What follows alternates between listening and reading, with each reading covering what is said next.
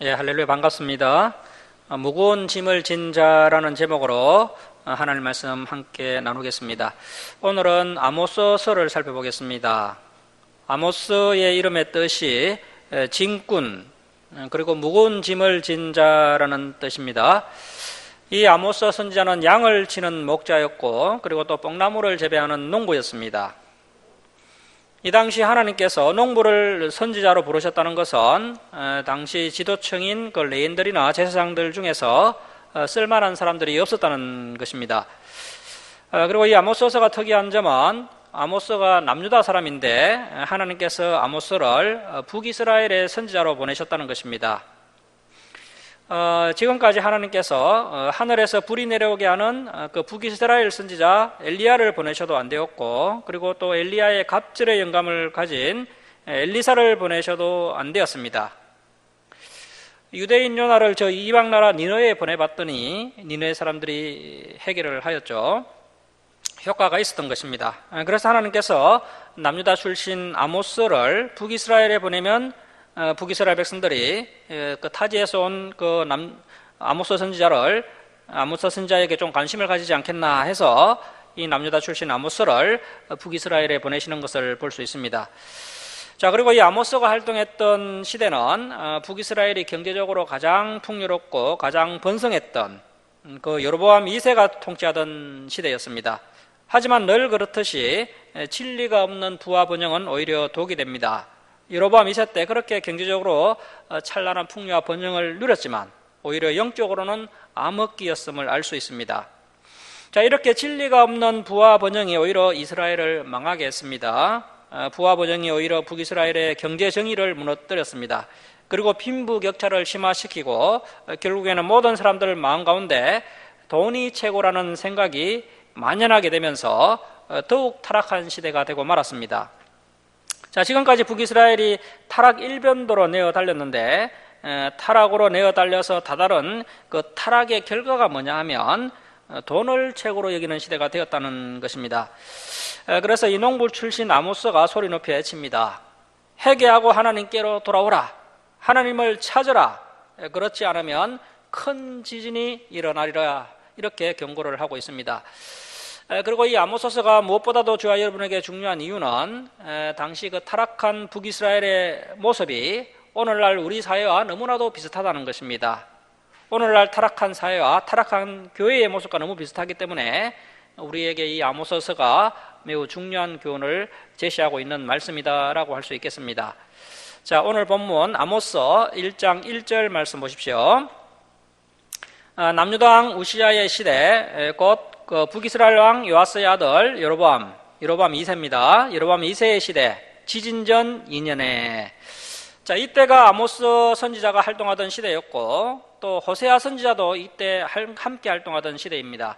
그래서 아모스와 호세아가 북이스라엘에서 동시에 활동했던 선지자가 되겠습니다. 자, 그리고 이 아모스 선지자의 고향은 남유다 드고아였습니다.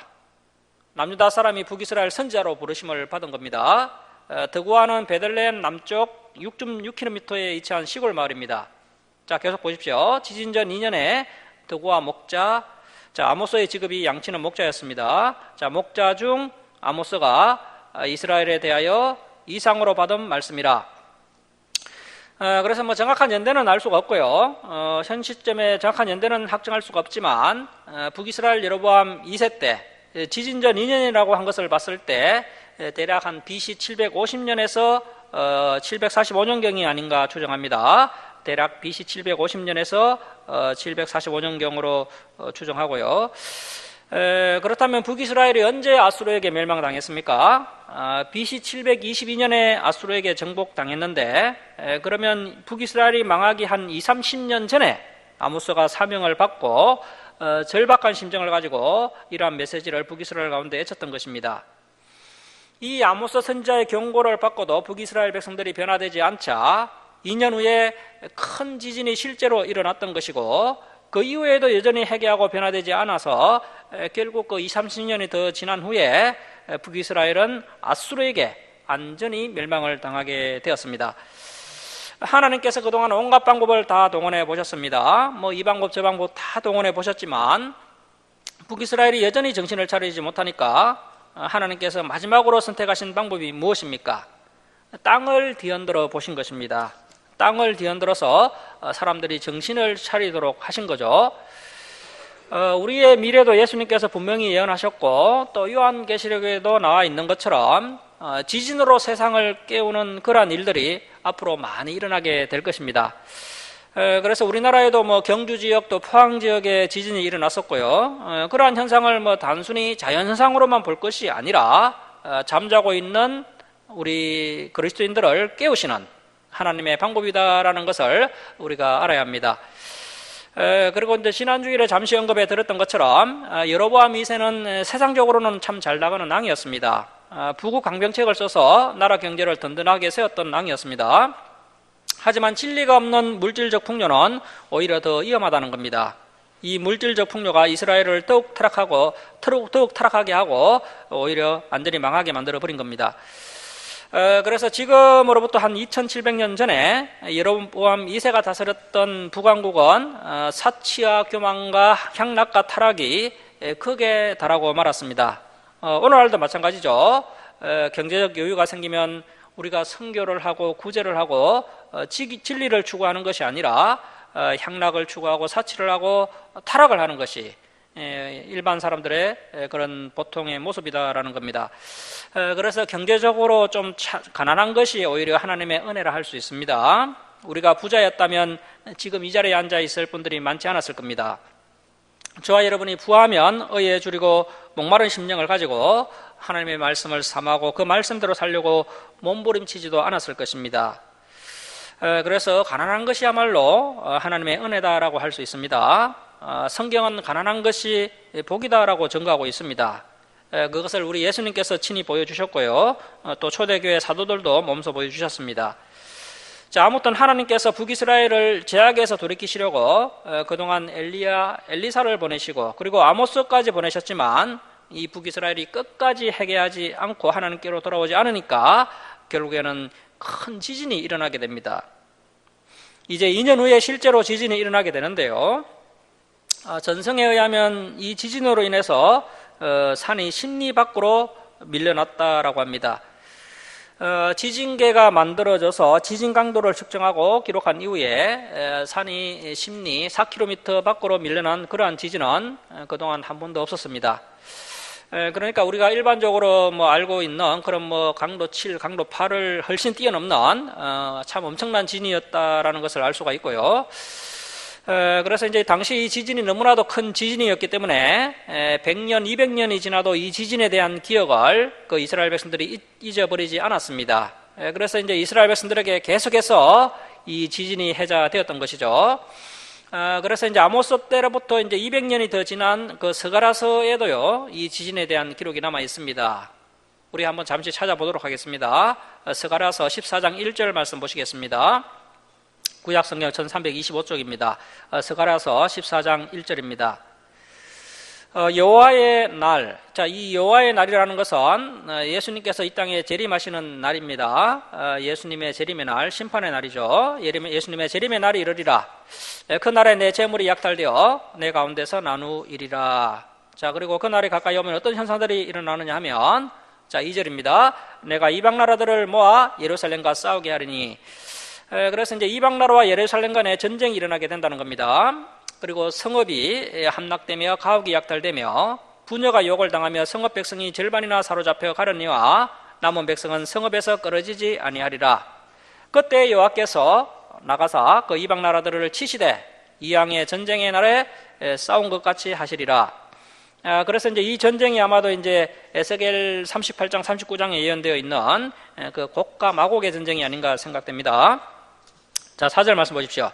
그날에 그 예수님께서 재림하시는 날에 그의 발이, 그 예수님의 발이 예루살렘 앞 곧 동쪽 갈람산에 서실 것이요. 자, 여러분, 우리 예수님께서 성천하셨던 곳이 어디였습니까? 이 감난산이죠. 예수님께서 다시 재림하시는 장소도 이 감난산이 될 것이다 라고 지금 스가랴 선지자가 예언하고 있는 것입니다. 자, 그래서 여러분, 예수님께서 다시 오실 때 감난산으로 예수님께서 재림하실 것입니다. 자, 감난산은 그 한가운데가 동서로 갈라져 자, 예수님이 재림하실 때 어떤 증상이 나타나냐면 감난산 그 한가운데가 동서로 갈라져 매우 큰 골짜기가 되어서 산 절반은 북으로 절반은 남으로 옮기고, 그래서 이것은 뭐 큰 지진이 일어날 것이다라는 거죠. 예수님이 재림하실 때 감난산이 두 동강으로 갈라질 정도로 큰 지진이 일어난다는 겁니다. 자, 5절입니다.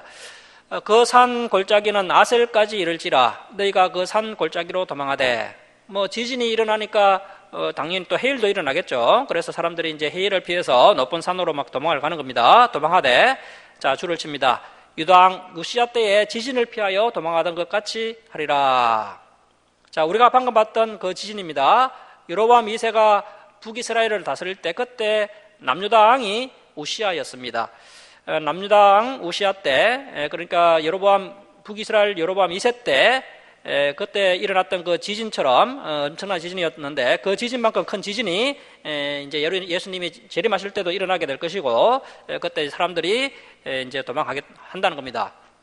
지진을 피하여 도망하던 것 같이 하리라. 나의 하나님 여호와께서 임하실 것이요 모든 거룩한 자들이 주와 함께 하리라. 자, 이것은 이제 휴거를 설명하는 것인데요. 고린도전서 15장 51절 52절에 나와 있는 것처럼 순식간에 호련히 변화되어서 공중에서 예수 그리스도를 맞이하게 되는 그러한 휴거의 장면도 이렇게 예언되어 있는 것을 볼 수가 있습니다.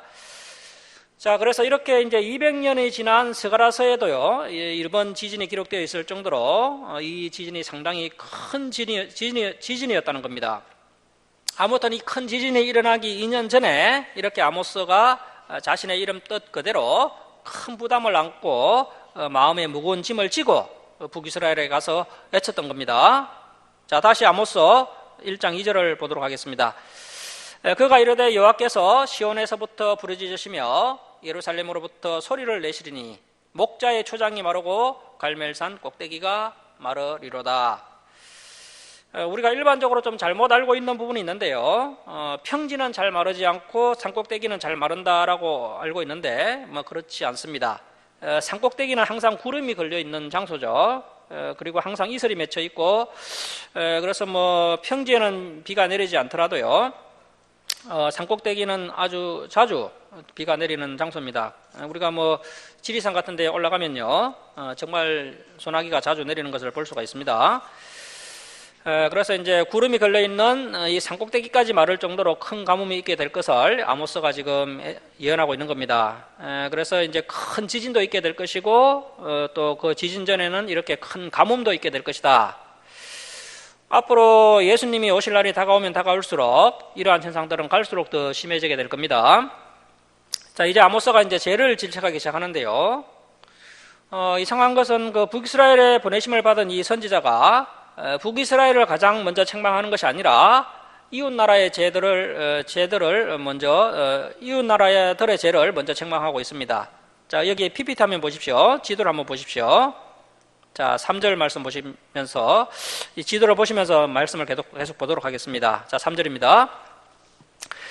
여호와께서 이와 같이 말씀하시되, 자, 첫 번째 이제 다메섹을 책망하는데요. 여기에 1이라고 적습니다. 1, 다메섹. 다메섹은 다마스커스죠. 아람의 수도입니다. 다메섹의 서너 가지 죄로 말미암아. 그래서 이제 여기 지도를 보시면 이제 1번부터 8번까지가 이제 쭉 나와 있는데, 다메섹, 그리고 가사, 두로, 에돔, 암몬, 모압, 남유다, 북이스라엘, 이러한 순으로 아모스가 이제 책망을 합니다. 자, 그래서 이제 첫 번째가 다메섹인 거죠. 다메섹에 책망을 받게 되느냐 하면, 서너 가지 죄로 말미암아 내가 그 벌을 돌이키지 아니하리니 이는 그들이 철 타작기로 타작하듯 길르앗, 이 길르앗은 이스라엘 요단 동편 땅입니다. 그 요단 동편 땅 길르앗을 압박하였습니다. 그래서 너무 잔인하게 마치 타작하듯이 사람들을 압박하는 것도 큰 죄가 된다는 것입니다.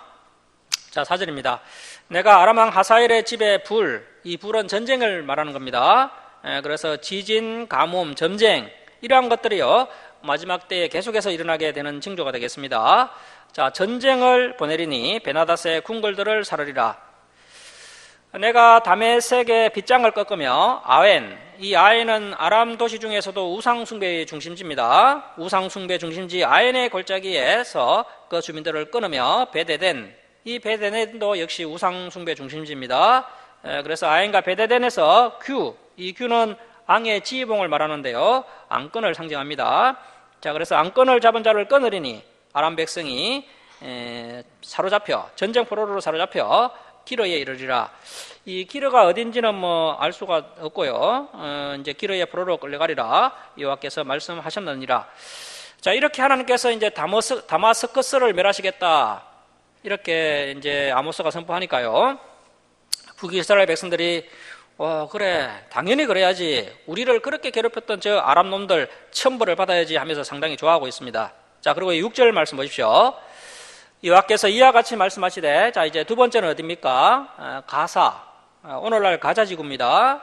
이스라엘과 하마스가 싸우는 그 가자지구. 이 가사는요, 블레셋 5성읍 중에 하나입니다.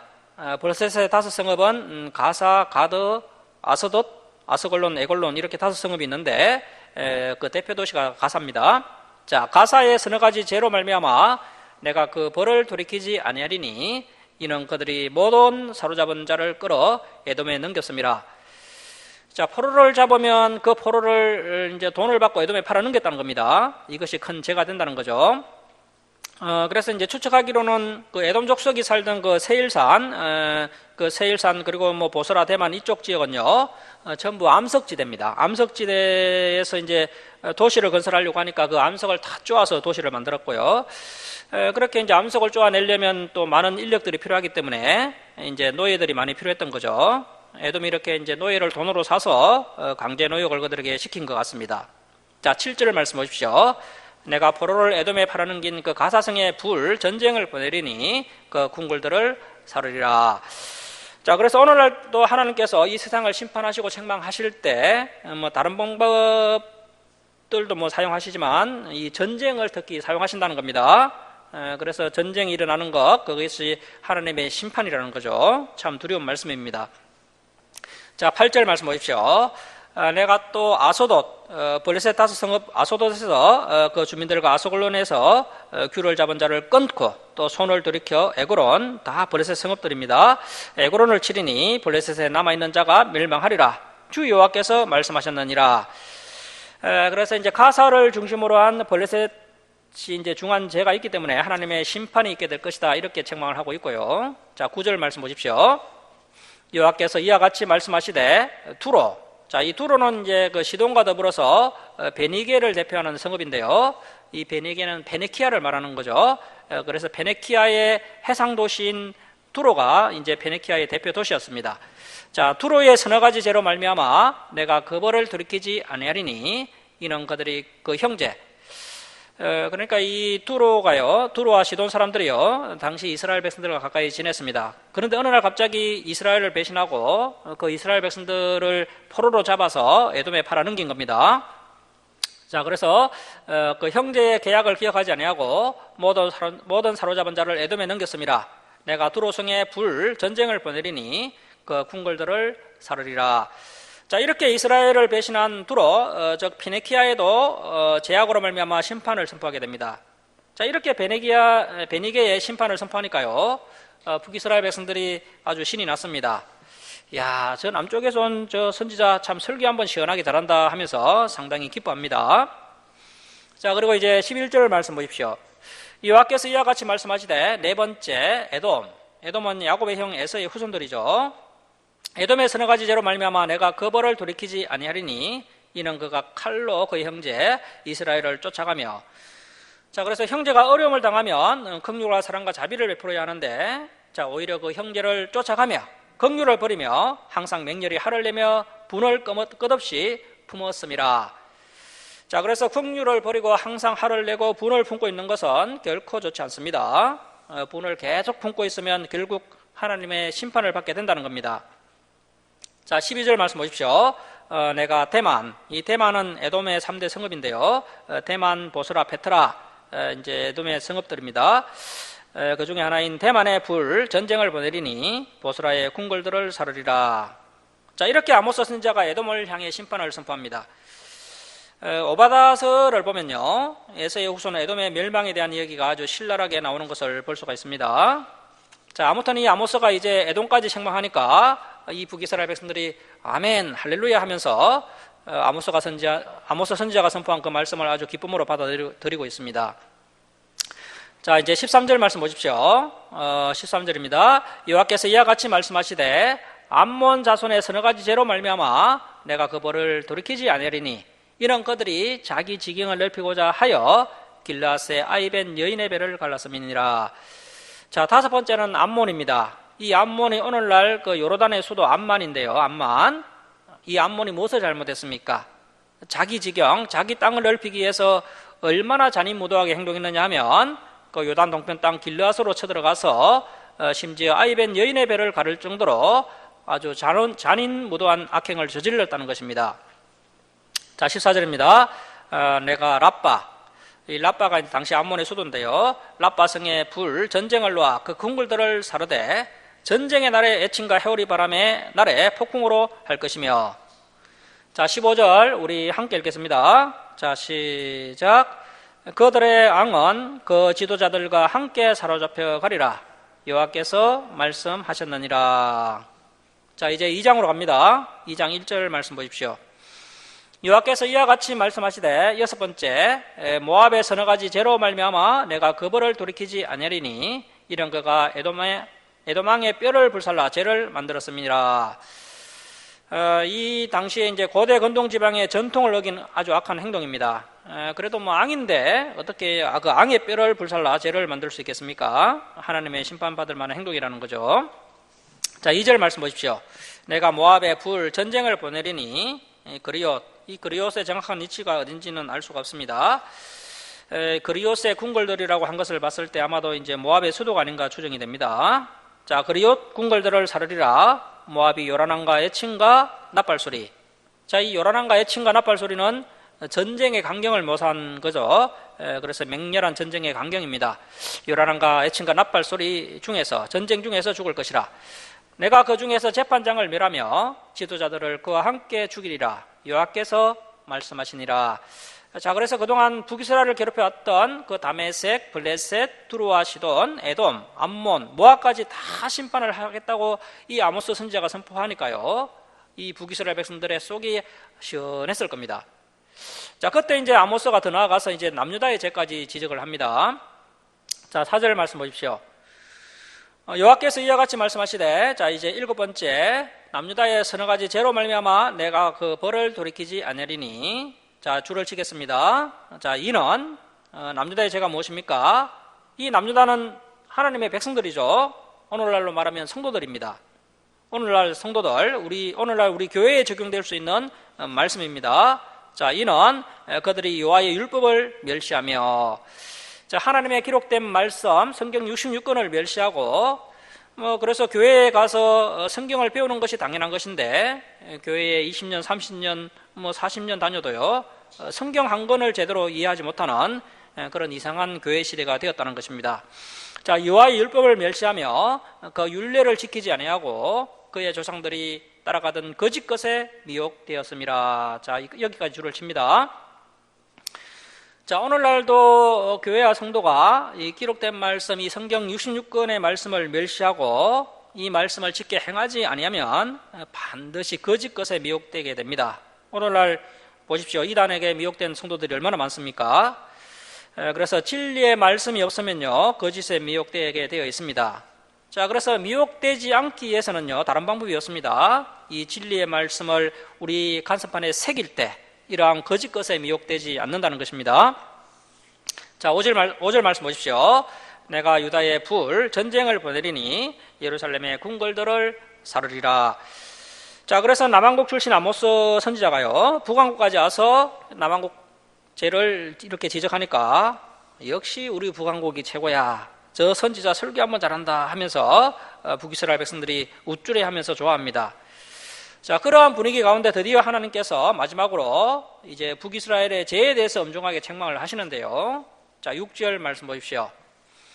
여호와께서 이와 같이 말씀하시되 여덟 번째, 북이스라엘의 서너 가지 죄로 말미암아. 자, 그래서 이제 북이스라엘의 죄를 지적하는 내용이 이 2장 6절부터 어디까지 나오느냐면 9장 15절까지 나옵니다. 아모스서 끝까지 나오는 거죠. 자, 그러니까 아모스가요, 중요하지 않은 이야기를 먼저 한 것이고요, 이제 가장 중요한 이야기를 이렇게 마지막으로 힘을 주어서 하고 있는 것입니다. 앞에서 먼저 책망한 이 주변국들은 북왕국의 제약에 비하면 그나마 가벼운 것이고, 아모스가 진짜 책망하려고 한 것은 바로 이 북이스라엘의 제약이었던 것입니다.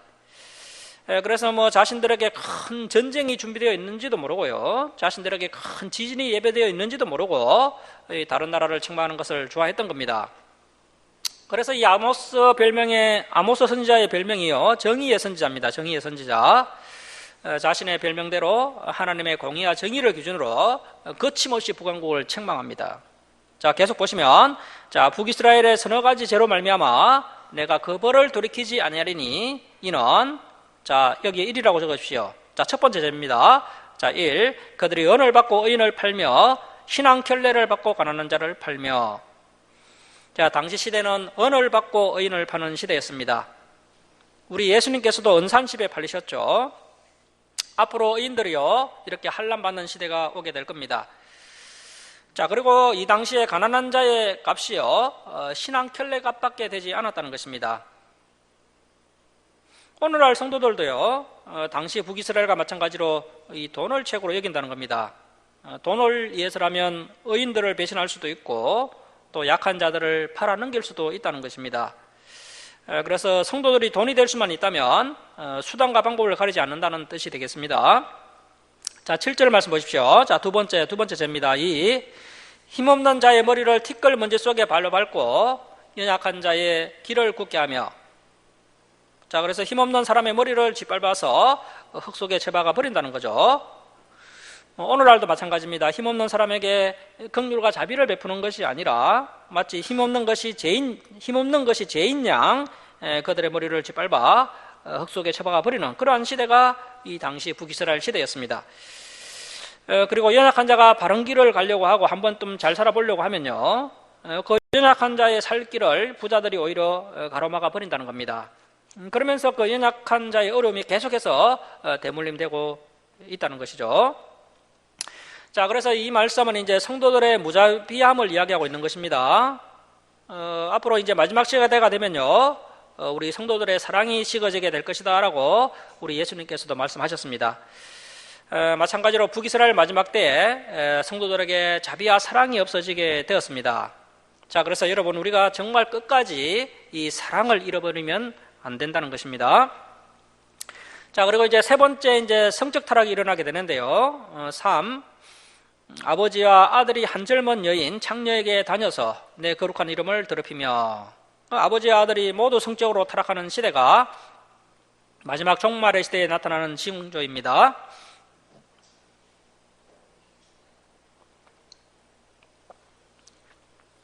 그리고 8절 말씀 보십시오. 네 번째 죄입니다. 4. 모든 제단 옆에서 전당 잡은 옷. 이 전당 잡은 옷은요, 가난한 사람들의 겉옷입니다. 겉옷. 당시 가난한 사람들은요, 겉옷이 한 벌밖에 없었습니다. 이 옷은 낮에는 옷 역할을 하고요, 밤에는 이불 역할을 합니다. 이 중근동 지방은 낮에는 덥지만 밤이 되면 상당히 춥습니다. 자, 그런데 너무 가난해서 이 옷을 전당포에 맡기고 식량을 사곤 했는데, 이 부자들이 어떻게 했느냐 하면 그 전당 잡은 옷 위에 누우며 그들의 신전, 그러니까 옷 위에 들어 누워서 종교 행위를 한다는 뜻인데요, 이것은 거짓된 종교 행위를 이야기하는 겁니다. 행함이 없는 거짓된 종교 행위를 말하는 겁니다. 가난한 자들을 긍휼히 여기지 않으면서 거룩한 척 거짓된 종교 행위를 하며 그들의 신전에서 벌금, 이 벌금은 부정한 돈을 헌금했다는 것이죠. 부정한 돈을 헌금해서 또 그 부정한 헌금을 종교 지도자들이 받아서 또 그것을 부정하게 사용한다는 겁니다. 자, 그 헌금으로 얻은 포도주를 마시니라. 그래서 이제 북이스라엘 백성들이 종교 행위를 하긴 하지만 가난한 사람들의 형편을 살피지 않고 또 사랑도 없고 또 자기 이익만 생각하는 그러한 거짓된 종교 행위를 했다라는 그러한 내용입니다. 자, 9절 말씀 보십시오. 내가 아모리 사람을 그들 앞에서 멸하였나니 그 키는 백향목 높이와 같고 강하기는 상수리 나무와 같으나 내가 그 위의 열매와 그 아래의 뿌리를 진멸하였느니라. 내가 너희를 애굽 땅에서 이끌어내어 40년 동안 광야에서 인도하고 아모리 사람의 땅을 너희가 차지하게 하였고 또 너희 아들 중에 선지자를 너희 청년 중에서 나 시인을 일으켰나니 이스라엘 자손들아 과연 그렇지 아니하냐 이는 여호와의 말씀이니라. 자, 이렇게 하나님께서 애굽에서 종살이하던 그 비참한 이스라엘 백성들을 이렇게 가나안 땅으로 인도하셔서 그 가나안 사람들을 다 심판하시고 그 가나안 땅을 이스라엘 백성들에게 차지하게 하도록 하는 그러한 참 하나님의 큰 은혜와 사랑을 베풀어 주셨다는 것입니다. 그런데도 이 이스라엘 백성들이 이렇게 악해졌다는 것이죠. 자, 그리고 하나님께서 이제 이 땅에 하나님의 뜻을 이루어 가실 때 사람들을 통해 일을 하시는데요. 자, 그런데 이제 12절 말씀 보십시오. 5번째 제입니다. 5. 그러나 너희가 나실 사람으로 포도주를 마시게 하며. 자, 오늘날도 마찬가지죠. 하나님께서 좀 쓰실 만한 사람이 있으면 사람들이 이렇게 타락을 시켜버린다는 겁니다. 하나님께서 이 시대에 정말 쓰실 만한 사람이 없어서 한 여성에게 접근을 하셔서 그 여성에게 아이가 태어나게 하셔서 겨우겨우 하나님께서 쓰실 만한 그런 사람을 준비시켰는데 이제 그 아이가 자라나서 대학교에 가고 또 사회에 나가기만 하면 이렇게 타락을 시켜버린다는 것입니다. 자, 그러나 너희가 나실 사람으로 포도주를 마시게 하며 또 선지자에게 명령하여 예언하지 말라 하였느니라. 또 바르게 예언하는 선지자를 보면 야, 그런 설교하지 마라 하면서 하나님의 바른 말씀을 들으려고 하지 않고 자신들이 듣고 싶어하는 말, 달콤한 설교만 들으려고 하는 그러한 시대였다는 것입니다. 이것이 바로 북이스라엘 말기의 모습이었다는 것이죠. 자, 여러분, 이 당시 이 북이스라엘 모습이 오늘날 우리 사회와 너무 비슷하지 않습니까? 자, 13절 말씀 보십시오. 보라, 곡식단을 가득히 실은 수레가 흙을 누른같이 내가 너희를 누르리니 빨리 다람박질하는 자도 도망할 수 없으며 강한 자도 자기 힘을 낼 수 없으며 용사도 자기 목숨을 구할 수 없으며 활을 가진 자도 설 수 없으며 발이 빠른 자도 피할 수 없으며 말 타는 자도 자기 목숨을 구할 수 없고. 자, 16절 말씀 우리 함께 읽겠습니다. 자, 시작. 용사 가운데 그 마음이 굳센 자도 그날에는 벌거벗고 도망하리라. 여호와의 말씀이니라. 자, 이런 악한 북이스라엘이 하나님의 징계를 받아서 이렇게 비참하게 될 것을 예언하고 있는 것입니다. 이제 3장으로 갑니다. 이제 3장은 북이스라엘의 심판의 예언을 좀 더 구체적으로 하고 있습니다. 자, 3장 1절 말씀 보십시오. 이스라엘 자손들아, 여호와께서 너희에 대하여 이르시는 이 말씀을 들으라. 애굽 땅에서 인도하여 올리신 모든 족속에 대하여 이르시기를 내가 땅의 모든 족속 가운데 너희만을 알았나니. 자, 이 이스라엘 백성들은요, 하나님께서 특별히 선택한 백성들이죠. 하지만 그 이스라엘 백성들이 하나님과 맺었던 그 시내산 언약, 그 하나님의 말씀을 버리고 범죄하였기 때문에 이렇게 하나님의 징계가 임하게 되는 겁니다. 자, 계속 보십시오. 그러므로 내가 너희의 모든 죄악을 너희에게 보응하리라 하셨나니. 두 사람이 하나님과 이스라엘입니다. 하나님과 이스라엘이 뜻이 같지 않은데 어찌 동행하겠으며 사자가 움킨 것이 없는데 어찌 수풀에서 부르짖겠으며 젊은 사자가 잡은 것이 없는데 어찌 굴에서 소리를 내겠느냐. 그래서 사자가 부르짖는 것은요, 움킨 것이 있기 때문에 부르짖는 것처럼 아모스 선지자가 이렇게 하나님의 심판을 선포하는 것도 명백한 이유가 있다는 것입니다. 바로 이스라엘 백성들이 범죄했기 때문이라는 거죠. 자, 5절입니다. 덫을 땅에 놓지 않았는데 새가 어찌 거기 치이겠으며 잡힌 것이 없는데 덫이 어찌 땅에서 튀겠느냐. 성읍에서 나팔이 울리는데 백성이 어찌 두려워하지 아니하겠으며 여호와의 행하심이 없는데 재앙이 어찌 성읍에 임하겠느냐. 이렇게 아모스 선지자가 하나님의 심판을 선포하지 않을 수 없는 현재의 상황을 이렇게 비유적으로 묘사를 하고 있습니다. 자, 7절입니다. 주 여호와께서는 자기의 비밀을 그 종 선지자들에게 보이지 아니하시고는 결코 행하심이 없으시리라. 자, 우리가 성경을 면밀히 살펴보면요, 이렇게 이제 사람들이 범죄하면 하나님께서 곧바로 그들을 심판하시는 것이 아니고요, 먼저 하나님의 종 선지자들을 보내셔서 그들에게 먼저 경고를 하셨습니다. 빨리 회개하고 하나님의 말씀으로 돌아오라고 경고를 하는 거죠. 그렇게 해도 여전히 죄악 가운데 행하면요, 그 선지자들의 경고가 그대로 하나님의 징계로 이렇게 실현되게 되는 것입니다. 자, 8절 말씀 보십시오. 사자가 부르짖은적 누가 두려워하지 아니하겠으며 주 여호와께서 말씀하신 적 누가 예언하지 아니하겠느냐.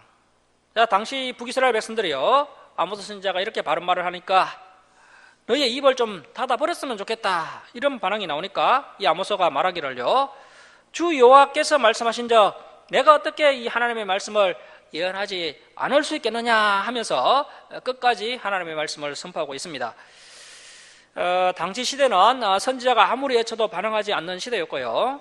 심지어 정직한 선지자가 예언을 할 때 예언을 거쳐라, 설교를 거쳐라 하면서 협박하는 그런 악한 시대였지만, 이 아모스 선지자는 앙따를 당하고 어떤 손해를 당한다 할지라도 남왕국에서 북왕국까지 건너와서 목숨을 걸고 이렇게 하나님의 말씀을 전가하고 있습니다. 오늘 설교 제목처럼 이 아모스 선지자는 무거운 짐을 지고 선지자의 사명을 감당하고 있는 것입니다. 자, 그래서 오늘날 저와 여러분은 이 진리의 말씀을 어떠한 자세로 땅 끝까지 이르러 가르쳐 지키도록 해야 되는지 다시 한번 우리의 사명을 명확히 해야 할 것입니다. 우리에게 손해가 있더라도 목숨을 걸고서라도 바르게 하나님의 말씀을 전해야 할 것입니다. 자, 9절 말씀 보십시오. 아소도스의 궁궐들과 애굽 땅의 궁궐들에 선포하여 이르기를 너희는 사마리아 산들에 모여 그 성중에서 얼마나 큰 요란함과 학대함이 있나 보라 하라. 자, 이것이 무슨 이야기입니까? 이 아소도스 사람, 애굽 사람을 불러다가 현재 그 북이스라엘 사마리아 사람들이 하는 짓을 한번 보라는 것입니다. 얼마나 북이스라엘이 타락을 했는지 세상 사람들을 데리고 와서 그 북이스라엘의 타락상을 한번 보라는 거죠. 여러분, 이 북이스라엘이 얼마나 타락을 했는지요. 블레셋에도 없는 포악이 이 사마리아에는 있다는 겁니다. 애굽에도 없는 거탈과 제약이 이 북이스라엘에 가득했다는 것이죠. 자, 10절 말씀 보십시오. 자기 궁궐에서 포악과 겁탈을 쌓는 자들이 바른 일 행할 줄 모르느니라. 바른 일 행할 줄 모르는 이 북이스라엘은 결국 심판을 받게 되는 겁니다. 자, 바른 일 행할 줄 모르느니라 여호와의 말씀이니라. 그러므로 주 여호와께서 이와 같이 말씀하시되 이 땅 사면에 대적이 있어 내 힘을 세하게 하며 내 궁궐을 약탈하리라. 여호와께서 이와 같이 말씀하시되 목자가 사자 앞에서 양의 두 다리나 기조각을 건져낸 같이 사마리아에서 침상 모서리에나 걸상의 방석에 앉은 이스라엘 자손도 건져냄을 입으리라. 자, 이 12절의 말씀의 뜻은요, 앞으로 이렇게 이제 하나님의 심판이 일어나게 될 것인데, 그 심판의 때에 극소수의 북이스라엘 백성들만 구원받고 북이스라엘이 완전히 망하게 될 것을 이렇게 비유를 들어서 설명해 주고 있는 것입니다. 그래서 이제 심판 날에는요, 하나님께서 선택한 백성들만, 소수만 구원을 받게 된다는 것입니다. 자, 13절 말씀 보십시오. 주 여호와 만군의 하나님의 말씀이니라. 너희는 듣고 야곱의 족속에게 증언하라. 내가 이스라엘의 모든 죄를 보응하는 날에 베델, 이 베델은 북이스라엘의 우상숭배 중심지입니다. 본래 이 베델이요, 종교적 중심지였는데, 그런데 이 여로보암 1세, 북왕국 제1대왕 여로보암 시대에 이 금송아지 우상을 이 베델에서 섬겼기 때문에 이 베델이 우상숭배 중심지가 되고 말았습니다. 그래서 이제 북이스라엘의 타락을 이야기할 때 이 베델을 항상 언급하고 있습니다. 자, 베델의 제단을 벌하여 그 제단의 뿔들을 꺾어 땅에 떨어뜨리고, 자, 영적으로는 이렇게 침체기를 맞았는데 이 북이스라엘이 예영적으로는 어떤 모습을 가지고 있었느냐 하면요, 자, 15절 말씀 보십시오. 자, 15절 말씀 우리 목소리로 함께 읽겠습니다. 자, 시작. 겨울궁과 여름궁을 치리니 상하궁들이 파괴되며 큰 궁들이 무너지리라. 여호와의 말씀이니라. 자, 이 당시 북이스라엘은요, 겨울궁과 여름궁이 따로 있었고요, 또 상하궁도 있었습니다. 솔로몬은 상하로 의자 정도 만들었는데, 이 북이스라엘은 북이스라엘 여로보암 있을 때는 얼마나 경제적으로 부강을 했던지요, 상하로 만든 화려한 궁이 있었다는 것입니다. 그러한 참 화려한 궁들이 있었지만 결국 이 궁들이 무너지게 될 것을 예언하고 있습니다. 무엇으로 무너지게 된다는 겁니까? 큰 지진으로 다 무너지게 된다는 거죠. 자, 이렇게 이제 사치스럽게 누리면서 사는 것이 당시 사람들은 큰 복을 받은 것으로, 하나님의 복을 받은 것으로 생각을 했습니다. 이렇게 세상적인 복들이 결국 사람들을 더 타락시키게 만든다는 것이고, 결국 하나님의 심판 때에 이러한 것들이 다 무너지게 된다는 것입니다. 자, 말씀을 마치도록 하겠습니다. 사랑하는 성도 여러분, 북이스라엘 여로보암 2세 때 그 시대적 환경이요, 오늘날 우리 사회와 너무나도 비슷한 것을 볼 수 있습니다. 그래서 오늘 우리는 이 말씀을 통하여 다시 한번 우리가 하나님의 진리의 말씀으로 돌아가야 할 것입니다. 이 배도와 배교의 시대에 진리를 추구하고 또 진리를 전파하는 것이 무거운 짐이고 큰 부담이 되지만, 그럼에도 불구하고 아모스처럼 무거운 짐을 짊어지고 진리를 추구하며 진리를 전파하며 나가는 우리 모두가 되어야 할 것입니다. 또한 경제적으로 경제적인 부흥과 물질을 추구할 것이 아니라 이 기록된 말씀을 통하여서 힘써 하나님께로 돌아오고 또 날마다 여호와를 찾는 저와 여러분 다 될 수 있기를 주님의 이름으로 축원합니다.